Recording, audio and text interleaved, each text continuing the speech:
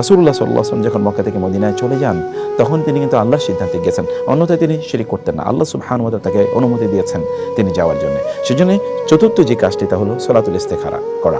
এবং সালাতুল ইস্তিখারা কিন্তু 2 রাকাত নামাজ পড়ে আপনি আল্লাহর কাছে দোয়া করবেন।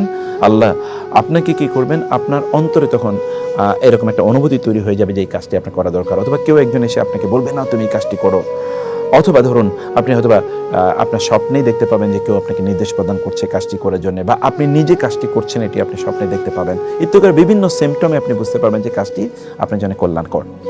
এবং সর্বশেষ যেটি সেটি হচ্ছে এবার আপনি আল্লাহর উপর তাওয়াক্কুল করে কাজটি শুরু করে দিন। কিন্তু আল্লাহর উপর তাওয়াক্কুল করতে হবে। আল্লাহ তাআলা বলেছেন ফাইদা আযামতা ফাতাওয়াক্কাল আলাল্লাহ, সিদ্ধান্ত নিতে হবে। অধিকাংশ লোক কিন্তু সিদ্ধান্ত নিতে পারে না, এটি তাদের সবচেয়ে বড় দুর্বলতা। এবং ধরুন সাধারণ মানুষরা সিদ্ধান্ত নিতে পারে না দেখেই তারা কিন্তু সামনে এগিয়ে যেতে পারে না, তাদের দুনিয়ার জীবনে বিপর্যস্ত হয়, আখিরাতের জীবনে বিপর্যস্ত হয়। আপনার জীবন কেন্দ্রিক আপনার সিদ্ধান্ত নেওয়া দরকার যে আপনি কেন এই পৃথিবীতে আছেন, আপনি কতদিন আর বেঁচে থাকবেন, এবং যতদিন আপনি বেঁচে থাকবেন ততদিন আপনি আসলে করবেন কি, আপনি তো জানেন না আপনি কতদিন বেঁচে থাকবেন। ফলশ্রুতিতে আপনার ব্যাপারে আপনার একটা সিদ্ধান্ত থাকা দরকার যে আমি এই কাজগুলো করতে চাই, আমার জান্নাতে বা আখিরাতে যাওয়ার জন্য তো আমাকে এই কাজ করতে হবে, এই কাজগুলোকে আমি এই সিস্টেমে করতে চাই। সিদ্ধান্ত আপনাকে লাগবেই, সিদ্ধান্ত ছাড়া কিন্তু একজন মোমেন চলতে পারে না।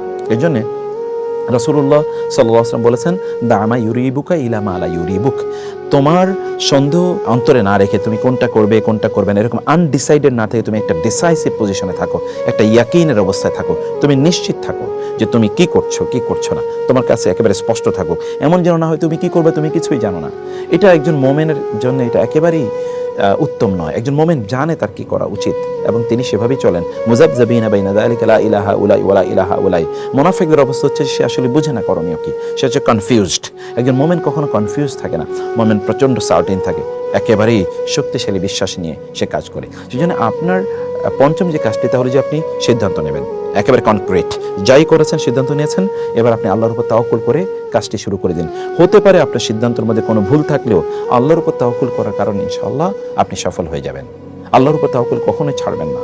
এই জন্য রাসূলুল্লাহ সাল্লাল্লাহু আলাইহি ওয়াসাল্লাম আল্লাহর উপর তাওয়াক্কুল করে তিনি চলে গিয়েছেন। মুসা আলাইহিস সালাম কিন্তু আল্লাহর উপর তাওয়াক্কুল করে তিনি ফেরাউনের কবল থেকে তার রক্ষা করার জন্য তার বাহিনীকে নিয়ে তিনি কিন্তু সমুদ্রের কাছ পর্যন্ত চলে জানেন, কিন্তু সামনে সমুদ্র, কিন্তু তিনি জানেন তার লোকেরা যখন বলল যে ইন্না লামুদরাকুন, আমরা তো ধরা খেয়ে গেছি, তিনি বলেন না না কখনোই না। রাসূল সাল্লাম যখন ওই যে আপনার গারে সাওরে অর্থাৎ সাওর পর্বতের গুহায় যখন তিনি ছিলেন, আবু বকর রাদিয়াল্লাহু তাআলা আনহু বললেন তাকে যে ইয়া রাসূলুল্লাহ আমরা তো এখন ধরা খেয়ে যাবো, যদি এরা একটু নিচের দিকে তাকায় লা আবসরনা তাহলে তারা তো আমাকে দেখে ফেলবে। রাসূল সাল্লাম বললেন না না